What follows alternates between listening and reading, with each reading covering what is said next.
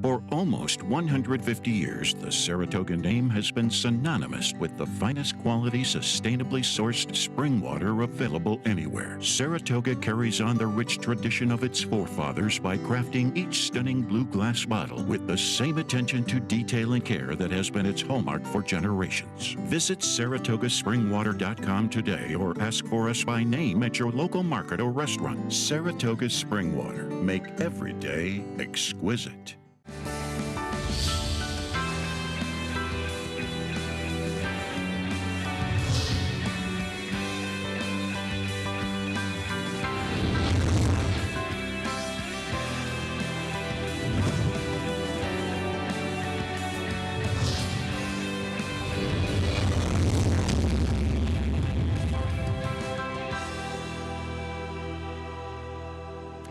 Hello, everyone, and welcome to the Friday. I forgot what day it was at first. Friday edition of Don't say Thursday, Horses. please.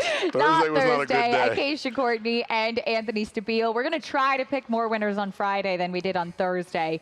That won't be hard, but hopefully you had a good day. I think it's impossible. Yeah. We have a pick six carryover, though, because of all the long shots we had yesterday. $52,382. Yes, there it is. Francisco's on his game today. Francisco bringing the A game. I told Francisco he's not my favorite Francisco. He still That's is. not very Until nice. Francisco Lindor starts hitting more, he is still, but Lindor is starting to wake up a little bit. I like you, Francisco. Nice carryover today. Fun sequence. Lots of turf racing. Come on out. Open admission back to the old school ways, and it's a beautiful day here. We're supposed to have a really nice stretch of weather. Might get a little humid later today, but there's no rain in the forecast until I think Wednesday, a little so we're in nice shape. And it's supposed to be pretty hot next week, but we've got some comfortable weather to look forward to. Yes. We have the Mother Goose coming up tomorrow. That'll be fun. Some nice 2-year-old racing today as well. Looking forward to seeing Always Karina tomorrow. Yeah. I think she's a filly with a really future. impressive. It'll be nice to see. Nice to see her take a step up. She catches a filly who won one of the preps for the Kentucky Oaks in Clariere. I also think Rusty Arnold's filly who's shipping in. Rusty doesn't ship a lot of horses in here. Illigami. She's 2 for 2 this year since a little bit of a break. She's run well. That's an interesting race tomorrow. I'm looking forward. It's just a field of 5, but I'm looking forward to seeing those 2 fillies take on Clariere, who's a little bit more established in the division. Absolutely. We're looking forward to all of that tomorrow. Today, meanwhile, as Anthony mentioned, great card, pick 6 carryover. That pick 6 starts in race number 4, so we hope that you are locked and loaded with the Naira Bets account for all of that action and all of the wagers you're planning to make today. For new Naira Bets customers, if you're not signed up, what are you waiting for? Go on over to NairaBets.com, download the app, use promo code MATCH200 for up to a $200 sign-up bonus. You can check out all of that. We also have the Belmont Saturday contest. You have until 5 p.m. today to register to play. It's a $300 buy-in live money contest. Always fun every Saturday. Gets you a seat for next week's contest as well. Naira.com/contests to play.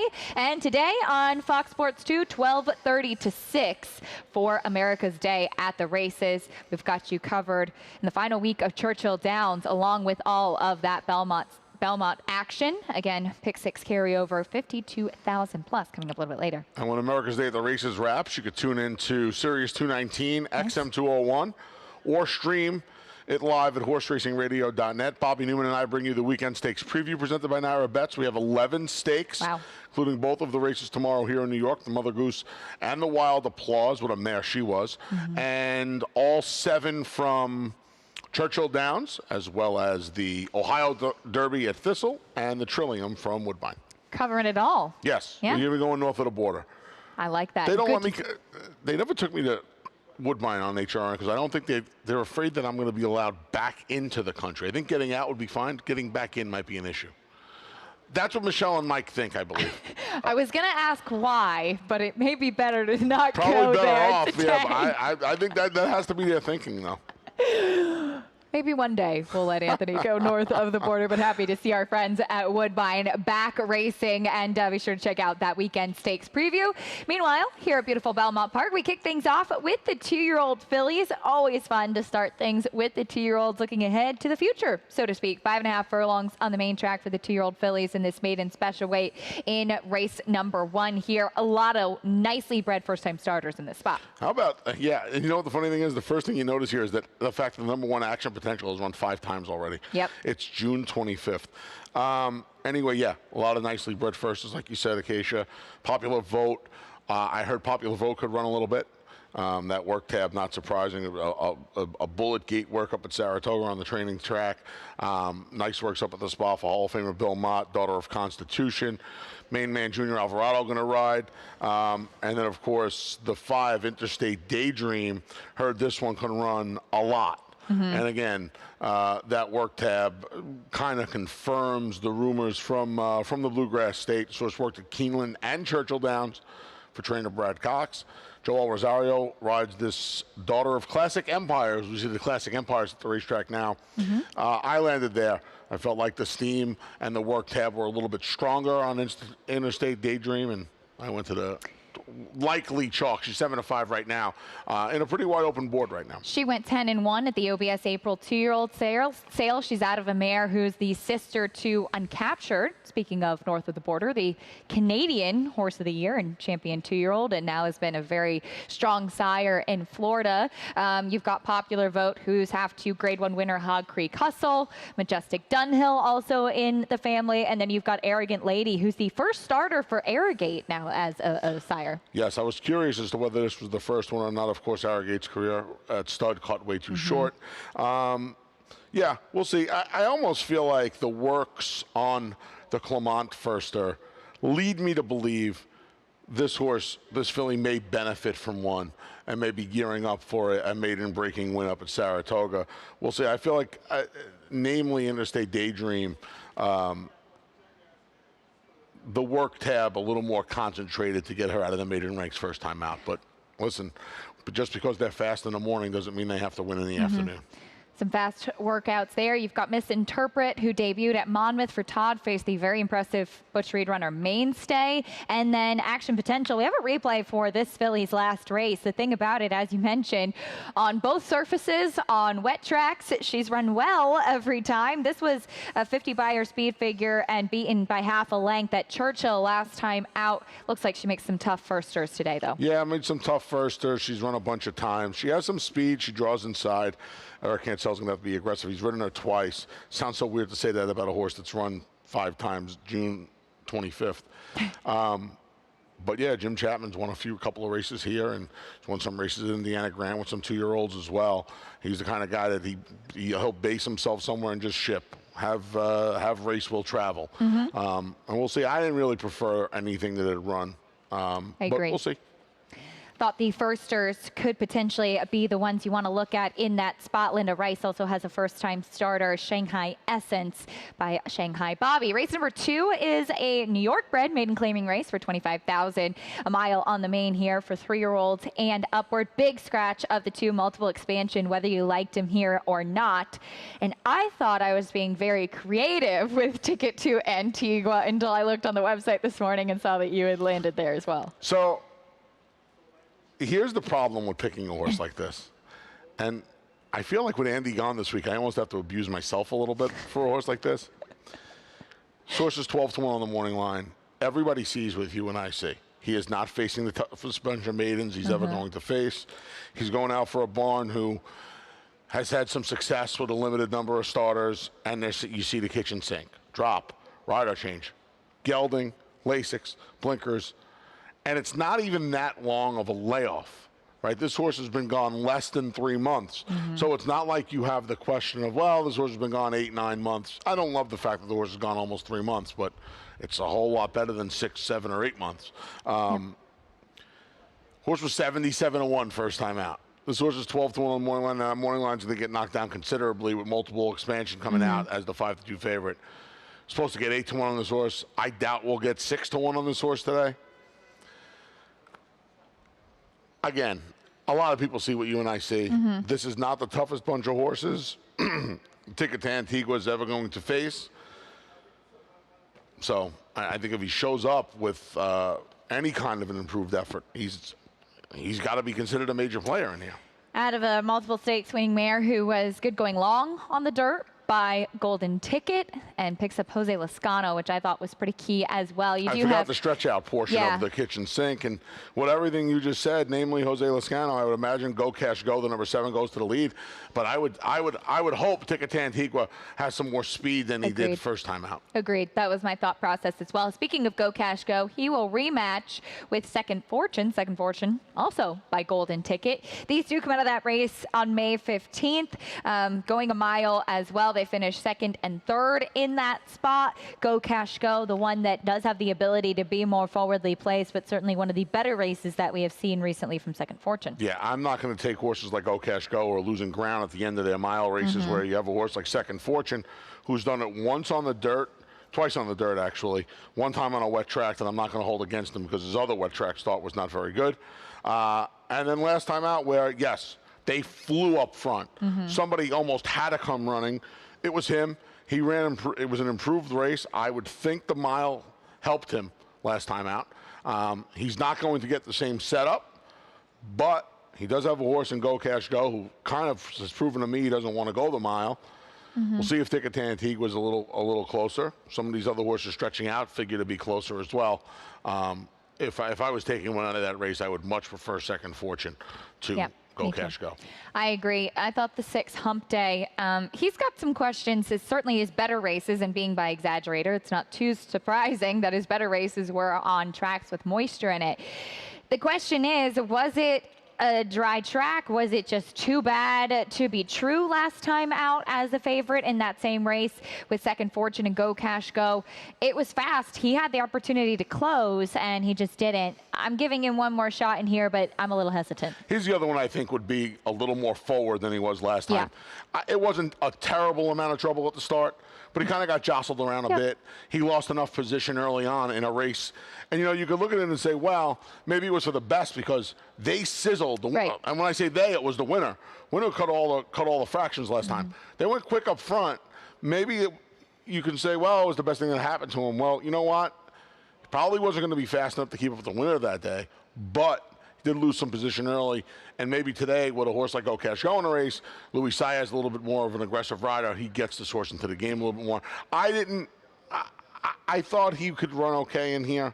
I thought there was enough movement up front to get a horse like Flippin' Fun, who's going to go a 1-turn mile for the first time for Wayne Potts. And this horse's races have been much better since Wayne took over his training back in mid-March. You throw out the one race in the mud and the turf race, this horse's body of work in his last 3 starts, he's supposed to be favored in here now with multiple expansion out.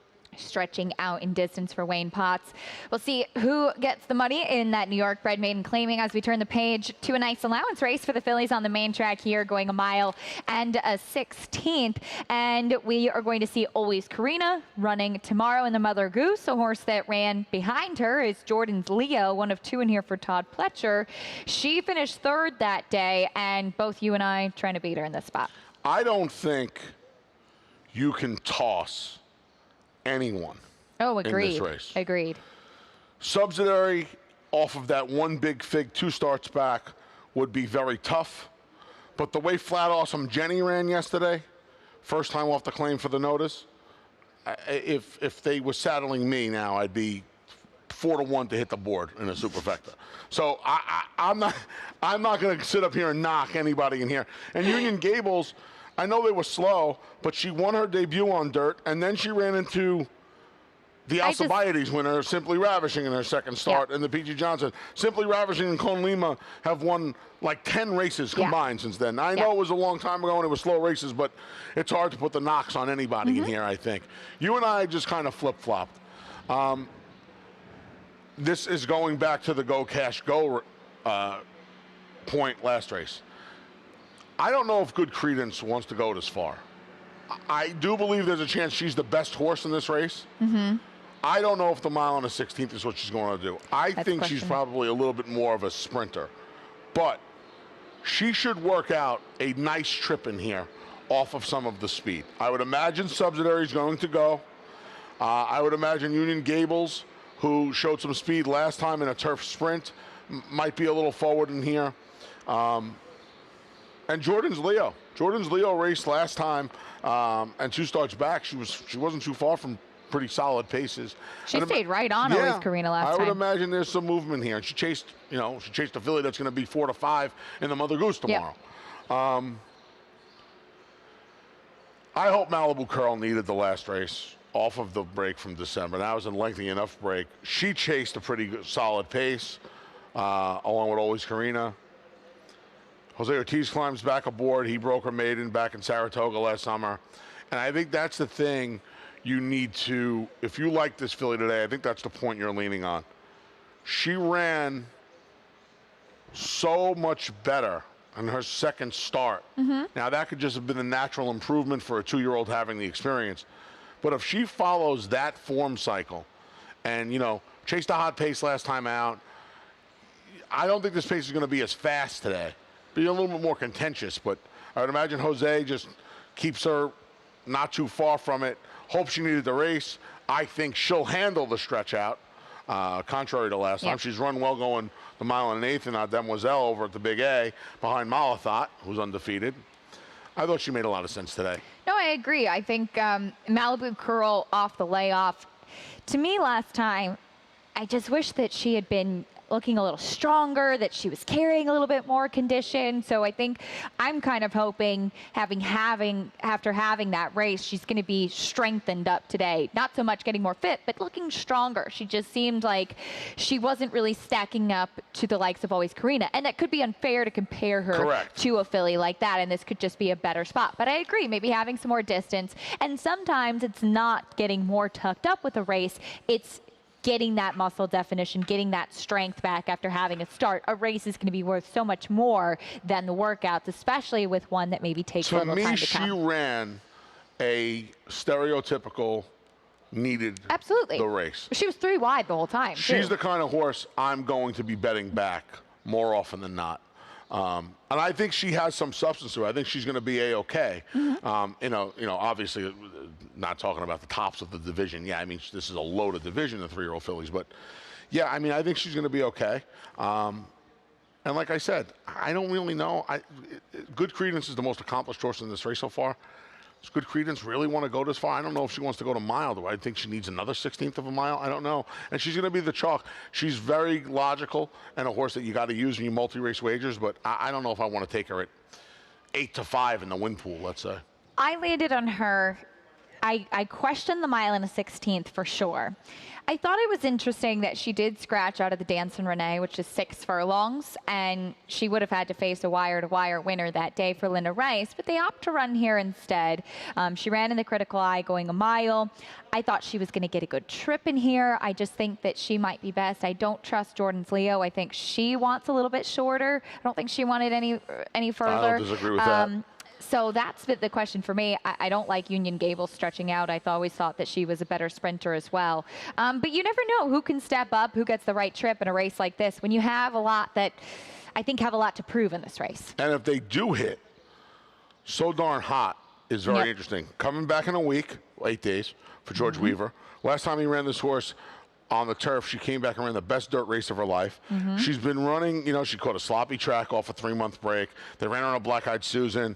Then they caught Mrs. Danvers before Mrs. Danvers went on to win. The Comely, thank you. And then she comes off the layoff. You run her instead of breezing her again. Tighten her up on the turf a little bit. Put the blinkers on. Get back to the dirt. If they hit, and there's a chance for some speed to sign on in here, figure she's got to come running. David did not sleep on this. I think this filly's going to take someone in today. I think she's live. I just don't know about the 8 days. Quick turnaround. The Sister to Come Dancing. What a nice mare she is. As we turn the page to race number 4 coming up next.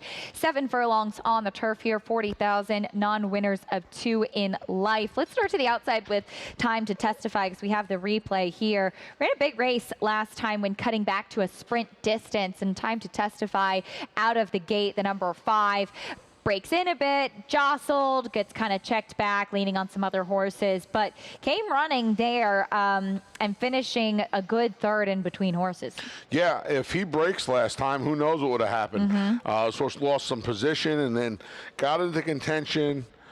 And you can argue from here, all right, so even after everything that happened, he's got to get the money. He actually puts his head in front very briefly before getting run past almost immediately. Big effort last time. First time off the claim now for our friend Tom Morley. And obvious contender here. The winner did dump the rider after the wire there, but everybody was okay, thankfully, in that spot. But time to testify. First off the claim for Tom Morley, could find himself in a nice spot. I like the slight stretch out to the 7. I thought that kind of might be the sweet spot distance for him. Definitely. This, like I said, must use in here. I felt the same way about the number 1 knockout punch. The 7's almost has to help. First off the claim for Wayne Potts. Another horse coming back kind of quick. He claimed this horse a dozen days ago. I think the extra furlong is going to help. This horse has run 7/8 a couple of times on the turf. Once was here at Belmont. They were both here at Belmont. Once was on a good ground. The other time he ran into a head of plan, who we're going to see later on. But at the time, Ahead of Plan looked like he was going to be a pretty good turf sprinter. I don't know. He made a lot of sense to me off the claim as well. I don't have a strong opinion in here. I think you need to. This is a peanut butter. This is a spread race for me. You got to put a little. I think if you play in pick 4, pick 5, pick 6 starts here with the $52,000 plus carryover. I think you need to have 3 or 4 in here, and I don't even know if that's enough. I agree. To go forward. Yeah, you've got a Chad Brown runner in here that we both have 4th subsidized, who didn't really run a step on the turf last time at Churchill. You know, he didn't. The shuffled comment is an interesting one. I don't know if he was really shuffled or if he was just kind of running in place and he just didn't move. Others were going by him. Yeah, but you know what? Chad Brown deems him worthy of another try on the turf. Don't be confused by the open 50 last time. That was against straight 3-year-olds. Now he has to take on his elders in the lifetime condition. Listen, like I said, I'm going to use a handful of horses in here. You're playing pick 4s, pick 5s, maybe not the pick 6, but I don't want to let a horse like this beat me in a race where I don't think you can have that strong of an opinion on anyone. It's a tough race. And if he's going to run this horse back on the turf and cut him back to the 1 turn and give him 1-shot turf sprinting, I got to use him. I finally have given up on Clamor, so that means today is probably the day for him. That's how it works, right? Yep, that's how it works for sure. Race number 5 coming up next, the maiden special weight on the main track here, 6.5 furlongs. This is for 3-year-olds and upward. Todd Pletcher with the first-time starter Primary Colors. Colt by American Pharoah looks to have potentially found the right spot. Yeah, first time gets Lasix. That's a nice little 3-work run-up to his maiden start. I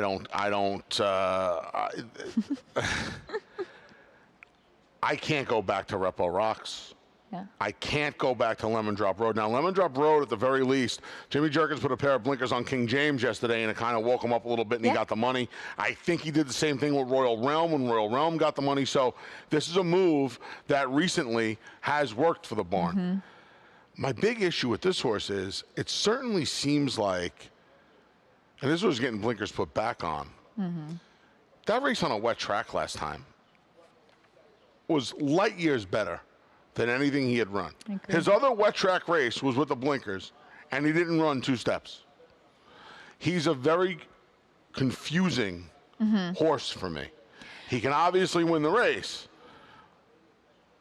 but if Primary Color shows up with any kind of race that resembles the work tab, I mean, I think he's got to have this field over a barrel. I hate to say that about a first-time starter, but if you're telling me that, you know, I got to beat the 1 and the 6, I feel pretty comfortable coming over here. Repo Rock's already in for a tag in his career, and Lemon Drop Road, like I said, just so untrusted. No, I agree. I thought, and the short comment said that he shied in at the start. He was actually bumped by the eventual winner, and I think kind of veered away from that one, which made sense. I didn't really think that the trouble at the start did too much. He kind of sucked up for fourth in that spot. But you mentioned the blinkers move that worked. Repo Rocks ran really well, 2 and 3 back. One was for 40. And then you've got Unexpected, the Japanese bred, who I saw it was purchased by Gallo Stables, who owns him currently, as a yearling in 2018 in Japan for the U.S. equivalent of about $325,000. Yeah, I mean, this horse comes over with a series of wet track races, going 9 furlongs, going to sprint for the first time in this country. This, to me, smells of, I want to get this horse ready for a 2-turn race at Saratoga. Yeah, I agree. I agree. So we'll see what happens with Unexpected. Maybe it will be something unexpected. You certainly wanted some prices here yesterday. We'll take a quick timeout. When we come back on Talking Horses, we'll talk about the late pick 4. Stay with us. Make business meetings exquisite. Make a weekend outing exquisite. Make a late night snack exquisite. Make a night on the town exquisite. For nearly 150 years, the Saratoga Spring Water Company has been producing the finest spring water available anywhere. Saratoga Spring Water. Make every day exquisite. Welcome back to Talking Horses, presented by our friends at Saratoga Water. Thank you. I was waiting for you. You didn't do it. Well, you had a real Ladies emphasis first. with it Yeah, yesterday. but ladies first. Saratoga Water. Thank you. Well done. We're getting ready for race number 6 on the inner turf, New York bred maiden special weight. And this is an interesting one. You've got some trying the turf for the first time, some turning back in distance. Let's start with the layoff horse. You Should Be Dancing. Speaking of Saratoga Water. Yes, I'll be rooting heavy and hearty for You Should Be Dancing, who is owned by the folks over at Saratoga Water. So thanks to Adam and Carol. You Should Be Dancing looked home Jerome here back on November 8th over at the Big A, and got cut down very, very late in the game. Now, this is when Christophe Clement could have won any race on any planet in the solar system. Little Dutch Girl also got a great rail skimming ride at a time where the rail was gold on the turf. And You Should Be Dancing really drifted a lot. Yeah.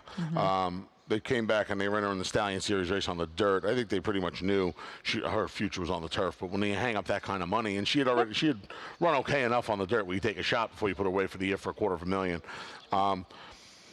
She gets back to her preferred surface, and I would think she's a major player in here. I put her second. She could absolutely win this race. You know, it's funny, Acacia.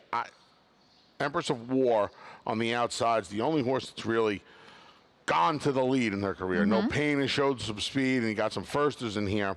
I hope Junior Alvarado breaks and puts her in the game early. You know, coming off the layoff, you figure she'll be a little sharp to begin with. I would take advantage of that. I would just try and be aggressive in here and take the fight to them and see what happens. I agree. I think that could potentially be the best bet for her. Her 2 turf races back in the fall were both strong, makes her a really big player in here. War Dancer certainly had some nice runners in these New York bred races as well. I went to Crisa LaRote, who is drawn a little bit more towards the outside, but I like the cut back to sprint for her. That was my thoughts on her last time out. She's turning back in distance to the 6. 2 starts back when she ran second at the distance. She faced Runaway Rumor, who came back for Jorge Abreu and got an 81 Beyer speed figure in her next start. Yeah, you'll start to see this now. Ordinarily, it would bother me that she's coming back a little quick. Again, she's coming back in 2 weeks. And it's amazing that in this day and age, we say that's a little quick. But keep this in mind. Dave Donk, her trainer's got to get felt like the mile was too much for her last time, and I don't disagree. Despite her pedigree, thought the mile would be fine. Yeah, she had a wide trip and stuff, but I don't think she wants to go a mile. She can only go 5.5 in 19 days. So and the barn's going good right now. And the barn's going good right now. And you know what? Dave's done this. This barn has done this a lot recently. The end of the Belmont meet, they have heated up. I think she's a player to begin with in here. I like the cutback. I do worry about the 2 weeks, but she could definitely win. I think it makes sense, too. You see a lot of people waiting to run in Saratoga. Take advantage now. Maybe some of the smaller trainers, smaller outfits taking advantage. Dave's got 2 in here. He's been running quite a few horses as well and winning races, too. Get the candy off the layoff, back to turf. She was actually favored in her debut. Favored in her debut. She was up close early. Kind of a little, I don't want to say she faded. Looked like a filly that needed her debut. Agreed. They ran her on the dirt because turf season was over. She didn't run 2 steps, put her away. She's back now. I don't love the layoff, but to me, this is a layoff. And you could say, well, where was she for the last 2 months when the turf was open? You have a valid, you would have a valid point when you say that to me. It's the only reason I don't like her more than I do. I picked her today. I do like her. I like the fact that she was favored first time out and ran as well as she did. I do worry about the fact that she did not come back until June 25th when we've had turf courses open here for 10 weeks. That's a question for sure. And I have to give one quick mention of the 6 Winds of Capri. I don't know what price she is. She's 8-1 on the line. This one has a monster turf pedigree on the bottom side out of a mare who Bobby Frankel trained. She only won once, but she was running on the turf and she won nicely on the grass and just beaten in a salty allowance. Second dam, a grade 3 winner on grass. And we'll see if this one, trying the turf for the first time for Dave John, can wake up in the spot. It's an interesting little race. It is. Turning a page. Interesting way to start off the late pick 4. Absolutely. I don't disagree. Late pick 3 kicks off in race 7. $50,000 claiming race here. 1 mile and a 16th on the main track. And you and I have similar opinions in this race, but the number 4 is where you land in this spot. Oh, Trouble. I threw out 2 horses in this race. I'm sorry. I threw out 2 horses in this race. I was like, oh, there's a couple of scratches. I hope they're 2 that I tossed. Nope. The 2 I tossed were the ones that were scratched out of the race. So that makes things easier, right? Oh, Trouble and Fast Break. This is 2 back for Oh, Trouble that we're looking at. Yeah. You know, Oh, Trouble. You really like Wayne Potts today, don't you? I do. Yeah. This would be a good time for you to I was just thinking do what that. Andy discussed and just start hammering away.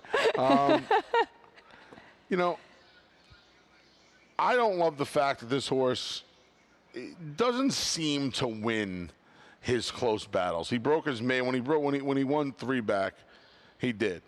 And last time out, kind of chased Jalen Journey around there through some slow fractions, and you would think he would have finished up a little bit better.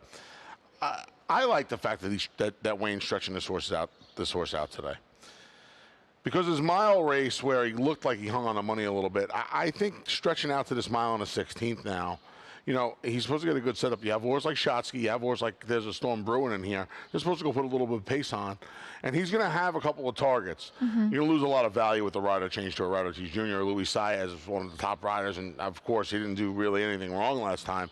I just think the dynamics. Just much better. Yeah, the dynamics. He was facing better, and the dynamics just didn't fall into this horse's lap. I think today the dynamics of this race make this horse a major player. I landed on the number 1 Striking Speed. I thought that Fast Break was fine, ran okay last time. Same thing with Oh Trouble, as the number 1 Striking Speed is off a layoff, as I'm getting their mic check from Churchill Downs in my ear. But Striking Speed is taking the drop in class, but was claimed for 30 back at Saratoga last year. I know it's off a layoff, but was actually running really well in the last couple of starts. And Rob Atchers, he took a barn that's going well right now. You're not leaving these horses out, right? You know, like I said, I was hoping for a little bit of help in here. I do feel like they're the 2. You split them with the 2 Fast Break. I do feel like they're the 2. You know, I hate to say it about our former Remsen winner, but I've kind of seen enough of Shotsky at this point. I agree. There's a Storm Brewing, the Kanemachi barn not going well. And even when you are going well, taking horses off Linda Rice is not the easiest task in the world. And Fast Break just, it looks to me, and I know she just beat Oh Trouble last time, it looks to me like Fast Break might benefit from less distance. I agree. I thought he was a little bit of a tough one to trust. The sprint races certainly gave back higher figures. So we'll see if Striking Speed can run back to what he was running last time out before that layoff, making his first start for Rob Atras today. The feature is the 8th race on the turf, a mile and a 16th on grass here in this allowance optional claiming, and a very interesting runner trying the turf for the first time, Amy C, here in from France for Chad Brown. And this is the one I watched her races in Europe, and she goes right to the front. She was doing it really easily. When you have a filly that has speed, showing that over in France, and typically that's not what you're kind of accustomed to seeing. Sometimes those really transfer quite well over here to the U.S. Yes, having a little bit of a natural weapon when coming over, you know, it helps when you're coming here to play, to have the ability to play our game a little bit, right? Our horses are trained for more speed, contrary to what goes on around here sometimes. Our horses are trained to have more speed, especially, you know, more so than some Euros. She gets Lasix, she gets a rad. And you know what? Even if she doesn't go to the lead, Miss Delicious is the only other one in here that really has any kind of early speed. I would imagine that she's put on the lead again. I mean, Jose Loscano gave her an amazing ride a couple of weeks ago. Last time. And there's another one of those donk horses coming back on short rest, just 13 days. We'll see if Jose tries to steal it on the front end again with Miss Delicious. I would imagine, like you, though, Amy C's not going to be too far away from the early action in here. First time on turf as she was running in the all-weather over at France, but she does have that early speed. And Chad Brown with these European invaders, obviously that needs no introduction. Speaking of a European invader, one that's been in the U.S. for a little while, Earthstrike. We'll take a look 2 starts back when she was able to keep her rider, and she is the sister to multiple Group 1 winner Order of St. George, and this was a second behind technical analysis. I know she's had 3 in the money finishes in the U.S., but I think a second behind technical analysis can certainly be elevated, and she can potentially grab a share. Philly, she ran second to, in her debut, Saranaya, went and won a little stakes at Canterbury Park Wednesday night. Yeah, she's done very little wrong. And no offense to her prior riders, she could show all Rosario today. Sure, absolutely. And in these races where, you know, you're going to have to be a little more, the riding, you need to be a little more heady in these races because there does not appear to be a lot of speed in this race. She comes out of the race 2 back. They went a quicker clip than I would imagine they're going to go today. I would think Joelle from the rail is going to keep this filly a little bit closer today. You know, if Amy C comes over with a big race, I think she's going to be tough to beat if she takes to the turf. The only one I really want against her would be Earthstrike. I agree. I gave a little bit of a look to line dancing as she is coming out of 2 graded stakes tries. I thought her 3rd place finish in the Edgewood, though, perhaps was a little bit dressed up. But I saw her down at the end of March in Florida, and she was just a little all over the place, really revved up in her first start off the bench. And she has been facing some good company in her last couple. We'll see if she can improve in here today. Yeah. Like you, dressed up was the perfect word for her. You're going to see that 3rd in the Edgewood. Yeah.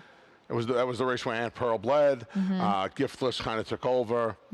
Yeah, I mean, you know, and part of the problem with her is it certainly seems like she just runs her race regardless of the competition, right? It's ungraded listed stakes race at Gulfstream is the same as the graded races at Churchill Downs. Yeah, for me, I guess the only thing you could argue is her 2 best finishes have kind of come on firm ground. Her 2 best placings have come on firm ground. And she's going to get her firm ground today. She also gets Lasix and John Velasquez for the first time. But she is clearly the 3rd horse behind the 2 inside runners for me. Yeah, that'll be a fun one as we get to see Amy C make her U.S. debut in race 8. We wrap things up on the turf, 6 furlongs on the inner turf here, $35,000 claiming race, and you go to Much Better for Steve Asmussen. And from Remington. Yes, in from Remington, old Remington to beautiful Belmont Park That's angle. the We're going to angle. try and invoke that one here. This was a fresh gelding, hasn't been seen since Halloween. I'll tell you what, this is the kind of race where another one of these races, what are we left with? I think we're left with only 8. This is a wonderful all-ball race in most circumstances. I went to Much Better. I don't love Much Better. Count BC comes back to the turf for this level. I think he's a player from the rail. You put him on top, so I'll let you talk about him. And you know what? Dr. K is flat out faster than these horses on dirt. On dirt. I don't know if this horse can run a step on the turf. I don't know if he turns into a lawnmower on the turf. I know one thing, he'll be in front. And horses like him that have that kind of speed are dangerous when they get to the front. If he takes to the surface, these stuff, you know, and when you look at some of the other speed, I mean, Ahead of Plan did not run well last time at all. And he was a horse that they had already put in for a tag, kind of recaptured some glory when he was on the turf, and now he's back in for the tag. The blinkers go on. You know, it's almost like Chad's trying to throw the kitchen sink at him, Chad Brown, to get his speed back and to get him competitive. I don't know if it's going to happen anymore. I'm not letting Dr. K beat me in a race like this where, you know, he's a fuzzy and he's a little bit of a wild card. So 1s, 3s, and 12s, I mean, I guess I'll expand the spread to Ahead of Plan. But the horse I think you need to use for some value especially is Dr. K. There was one sibling who was 1 for 13 on the turf. Tries the turf for the first time. Has faced some good dirt sprinters. You can certainly give him that. I went to the one, Count BC, who I think goes back to the proper level. I think had raced in April. I know it's been off a bench a little bit, but faced Sanctuary City that day, who's been in good form. I just think this is a good spot. And do you want a little trivia on Much Better? Sure. Ran in the 2018 Breeders' Cup Juvenile Turf. Wow. So has tried the turf before. He finished last, but he did run in there. Yeah, he goes. His last 2 were on the turf at Remington. Yep. He's going to cut back. And cut back in distance. He's never turf sprinted. Yeah, but he did run on the turf as a 2-year-old as well. Yeah. So. And his sprint races on dirt, anyway, seem to be better than his distance races. So. We'll see what happens today. Definitely a major player. Well, that's the 9 of them, the 9 races here at beautiful Belmont Park. We hope that you are playing along with everything. Again, that pick 6 carryover in race number 4. It starts off 52,382. Races 4 through 9 today. That'll be a fun one. Good luck if you're playing, and we hope that you're doing so on Naira Bets. If you're a new Naira Bets customer, sign up, go to nairabets.com, download the app, use promo code MATCH200 for an up to $200 deposit match bonus. You can also sign up for the Belmont Saturday contest. You have until 5 p.m. today. Set those timers. $300 buy-in, live money contest, naira.com/contests. That'll get you a seat into next week's contest as well. And in just a few minutes, about 18 minutes to be exact, we'll kick things off on America's Day at the Races from 12:30 to 6 on Fox Sports 2. Looking forward to a good card today. A beautiful day at Belmont Park. Should be fun. Johnny and I will be up shortly with some the reprise of the scratches and changes. Good luck till you're on early, right? I'm on early. So you're not moving. I'm not. Well, I'm gonna go grab a snack because I'm a little hungry. Is that okay with you? What was the price that what was the price that Acacia would be the one of the 2 of us to be going to grab a snack after talking horses? I have pizza in the fridge in the office. And that it's pizza. If one of us is eating pizza after talking horses, I'm 1 to 900 million. But you tear them up, my friends. I'm just here to keep you all on your toes. John and Brielle coming up next with a reprise of the scratches and changes. Good luck today at beautiful Belmont Park.